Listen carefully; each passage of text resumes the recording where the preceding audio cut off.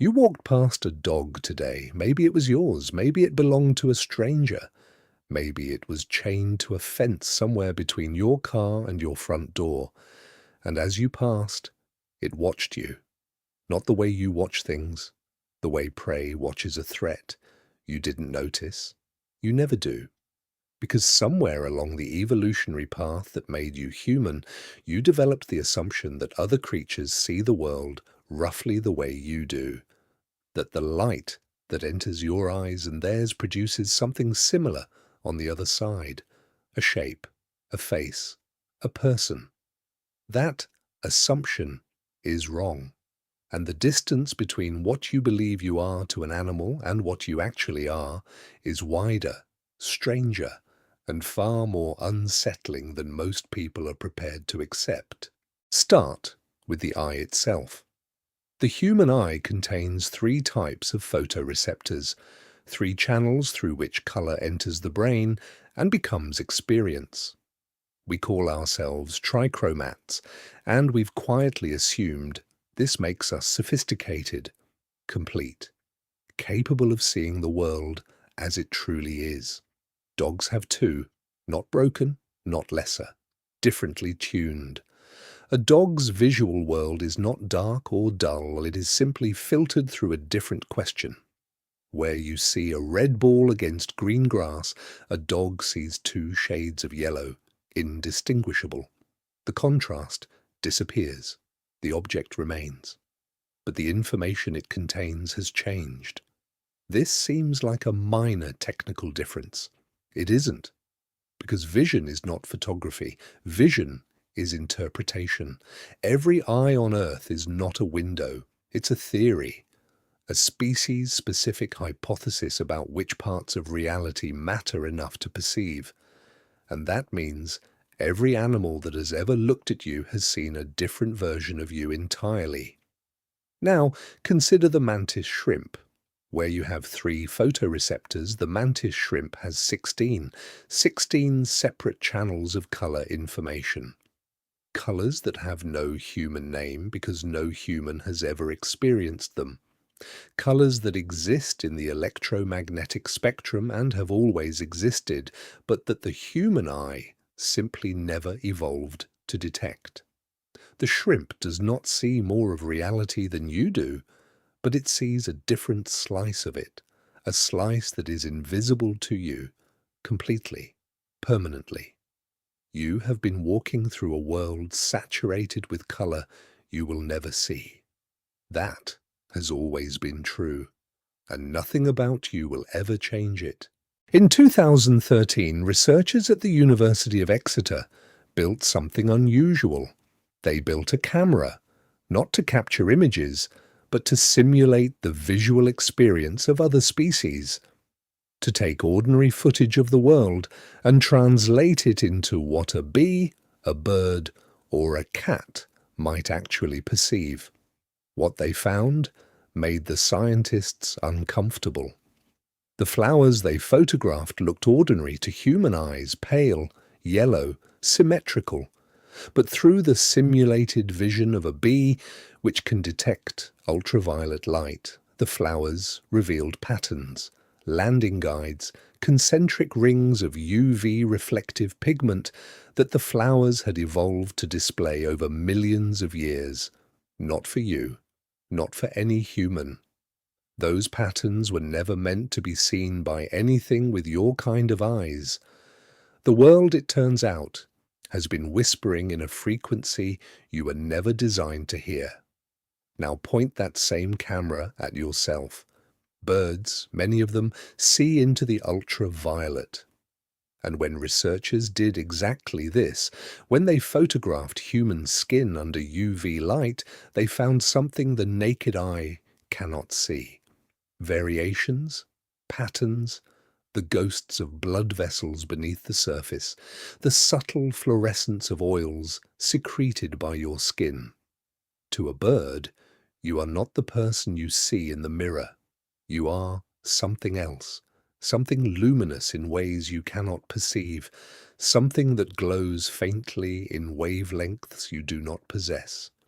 You have never seen your own face, not the face that other creatures see. This is the first layer of the strangeness, but it goes deeper. Vision is not only about color, it is about time. Human eyes process roughly 60 frames of visual information per second. This is why film at 24 frames per second feels like motion to you. Your brain fills in the gaps. You are, in a sense, always watching a slightly constructed version of reality, a smoothed-out interpretation of what is actually happening. A fly processes somewhere between 200 and 250 frames per second. To a fly, you are moving in slow motion. The hand descending toward it, the hand that seems to you like a fast, decisive strike, arrives like a slow tide. The fly does not react quickly. The fly reacts at its normal speed, which simply happens to exist in a different layer of time than yours. You have never moved fast enough to surprise a fly. Not once in your life. Not ever. But this is more than just a biological curiosity, because what it means, when you hold it still for a moment, is that different creatures are not just living in different perceptual worlds. They are living in different temporal worlds. The fly's second and your second share the same clock, but not the same experience. More time passes for the fly, more information arrives, more decisions become possible. Time, which we tend to think of as universal, turns out to be partly biological. And for predators, the reverse is often true. An owl processing a dark field at night is not seeing sharper or faster. It is seeing differently. Its eye contains far more rod cells than yours, packed more densely, tuned to gather light, the way a satellite dish gathers signal, vast, patient, wide. The dark that feels threatening to you is, for the owl, simply a landscape. You are the thing that is blind. Here is something that no one tells you about being looked at by an animal.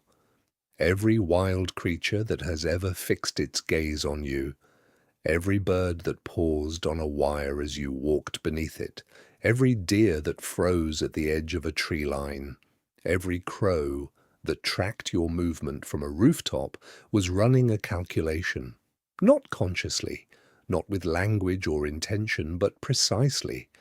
They were assessing your size relative to theirs, the speed of your movement, the direction of your gaze, whether your eyes face forward, which signals predator, or face sideways, which signals prey.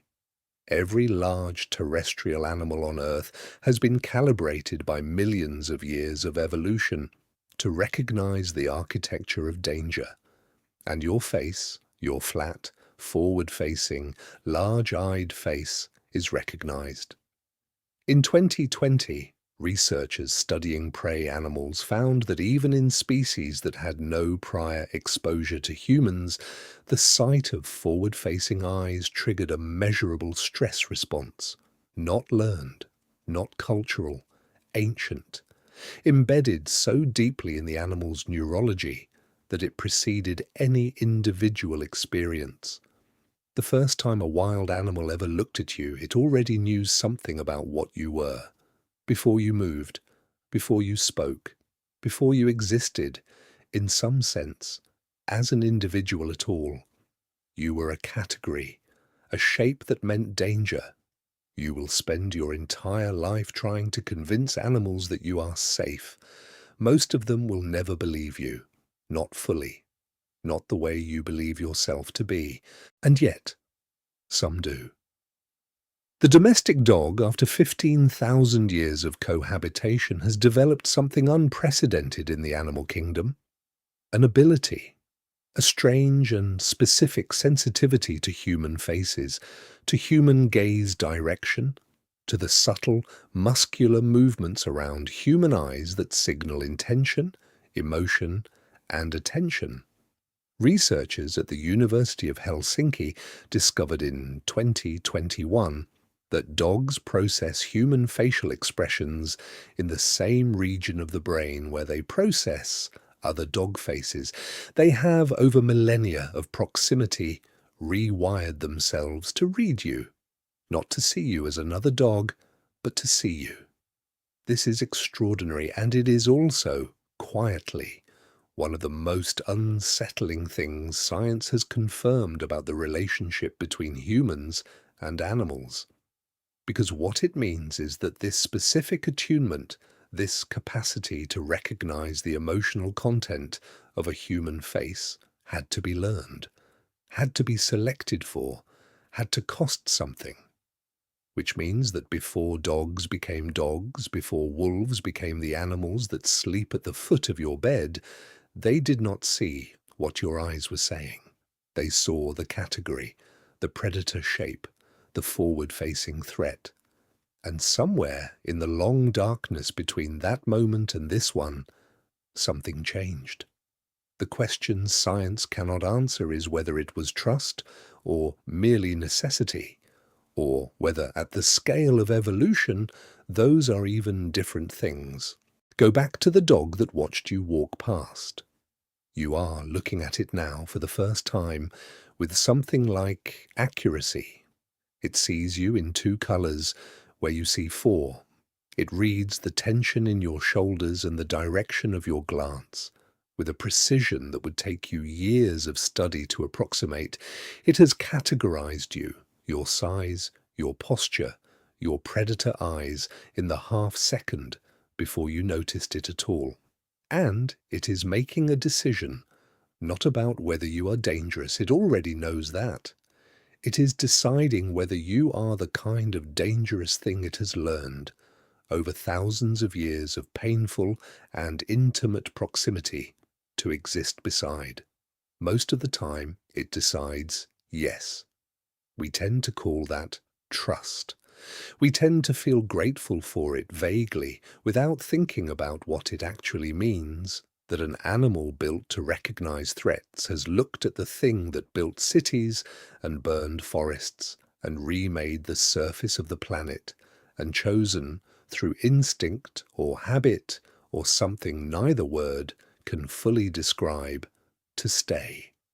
You have never fully seen yourself through their eyes. If you could, if that were possible, the question is not whether you would look like a friend. The question is whether you would recognize the creature looking back.